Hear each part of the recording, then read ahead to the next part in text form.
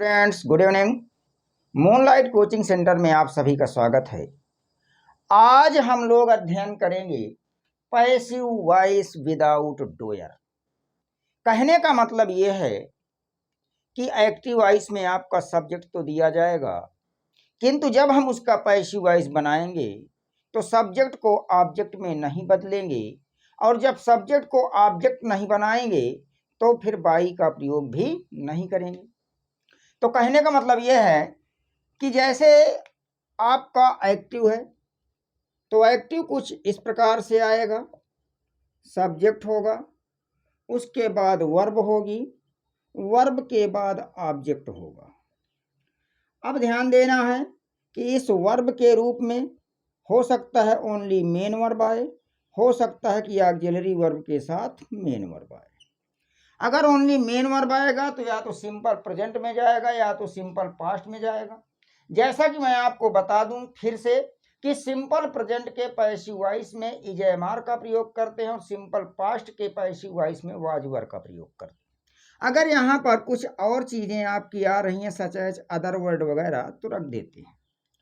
अब आपको बनाना होगा पैसिव। तो पैसिव बनाएंगे तो यहाँ पर करना क्या है कि ऑब्जेक्ट को आप बना देंगे सब्जेक्ट। सब्जेक्ट बनाने के बाद टेंस पहचानना और उस टेंस में पैसिव वॉइस में कौन सी ऑक्सिलरी वर्ब लगाई जाती है वो ऑक्सिलरी वर्ब लाना है। उसके बाद आपका जो भी मेन वर्ब है उसका थर्ड फॉर्म यूज कर देना है। उसके बाद आपका जो है अदर वर्ड दिया है तो अदर वर्ड रख देंगे। अब ये जो आपका सब्जेक्ट है इसको ऑब्जेक्ट बना करके इसके पहले बाई नहीं लगाएंगे, या बाई के अलावा कोई दूसरा प्रीपोजिशन भी आए तो भी नहीं लगाते। इस प्रकार से यदि हम पैसिव वॉइस बनाएंगे तो बहुत ही आसानी से बना सकते हैं। आपको पीछे मैं टेंस पढ़ा चुका हूं और हर टेंस में बता चुका हूं कि किसकी कौन सी ऑक्सिलरी वर्ब होती है, कहां पर पैसिव वॉइस में क्या लगाना है। तो चलिए एक सेंटेंस के माध्यम से समझते हैं। एक्टिव में हमने लिया एक सेंटेंस, आया आपका sentence someone has stolen my heart. Someone has stolen my heart, ये आपका एक्टिव आ गया है। जब इसका हम पैसिव बनाएं तो ध्यान देना है कि यदि एक्टिव वॉइस का जो भी सब्जेक्ट है या तो वह अनक्लियर सब्जेक्ट है, अनक्लियर सब्जेक्ट का मतलब होता है अस्पष्ट करता, या फिर आपका अंडरस्टूड सब्जेक्ट है, मीन्स ऐसा सब्जेक्ट कि जिसे हम समझ लें।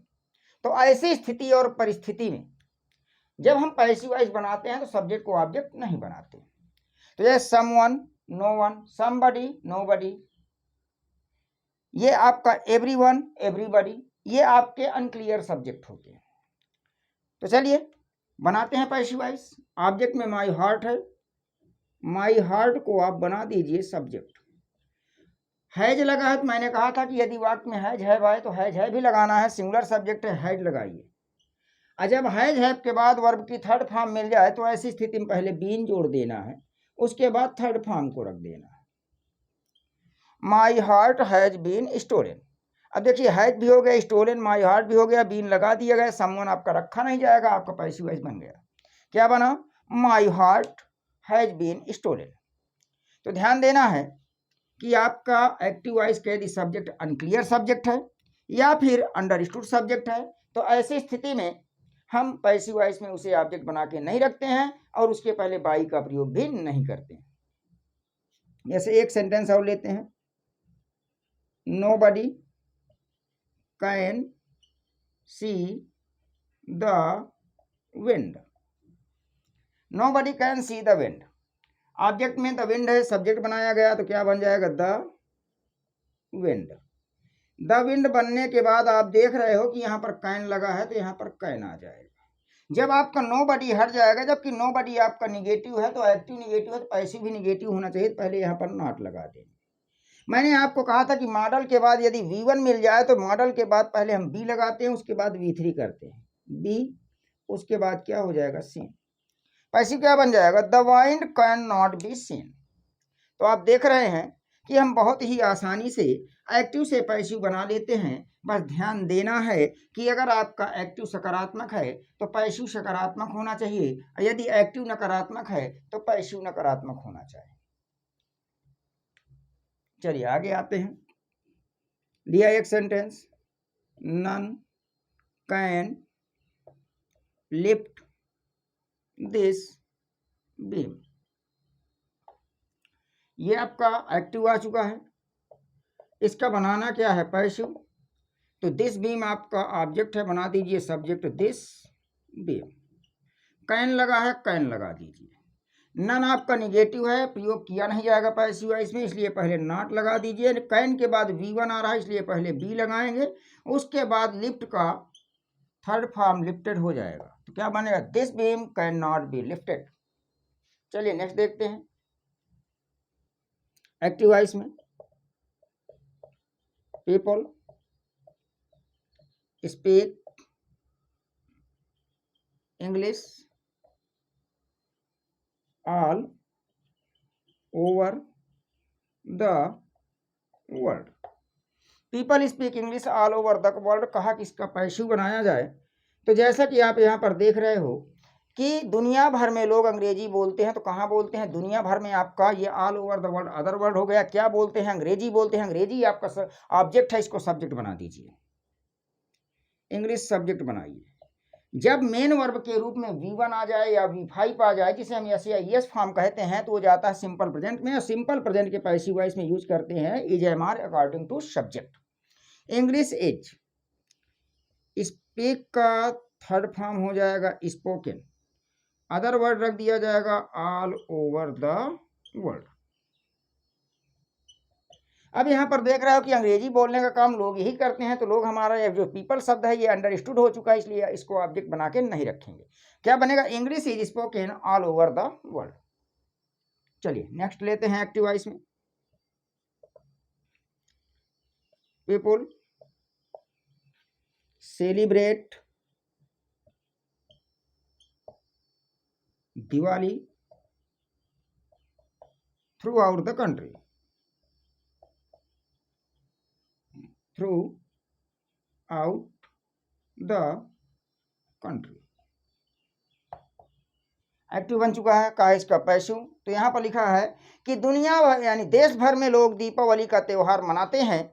तो कहाँ मनाते हैं, देश भर में। क्या मनाते हैं, दिवाली।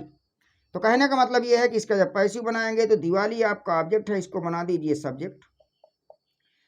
V1 है, सिंपल प्रेजेंट में जा रहा है, इज लगा दीजिए। सेलिब्रेट का थर्ड फॉर्म क्या हो जाएगा, सेलिब्रेटेड हो जाएगा।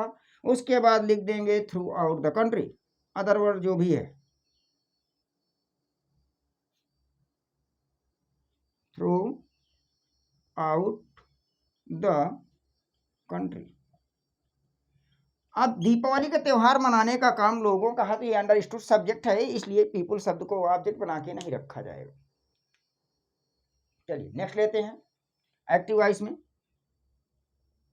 We should love our country, ये आ चुका है। इसका पैसिव बनाएंगे तो यहाँ लिखा है कि हमें अपने देश से प्रेम करना चाहिए। तो ऑब्जेक्ट यहाँ कौन बनेगा, आवर कंट्री। जब यहाँ तो हम ही लोग अपने देश से प्रेम करेंगे, कोई विदेशी थोड़ी ना आएगा, सब लोग अपने अपने देश से प्रेम करते हैं। तो वी जो आपका प्रोनाउन है ये सब्जेक्ट का काम कर रहा है, साथ ही साथ अंडरस्टूड हो चुका है। और जब अंडरस्टूड हो चुका है तो इधर से वी हट जाएगा, इधर से आवर हटा सकते हैं। तो आपका बचेगा क्या, कंट्री शुड। अब शुड आपका मॉडल है, उसके बाद V1 आ रहा है तो क्या लगाएंगे, बी, और उसके बाद लव का third form love, country should be love. इस प्रकार से हम बहुत ही आसानी से एक्टिव वॉइस से पैसिव वॉइस बना सकते हैं। यदि आपको क्लास अच्छी लगी हो तो वीडियो को लाइक कीजिए, कमेंट कीजिए, शेयर कीजिए। मिलते हैं नेक्स्ट क्लास में। Thank you for watching the class.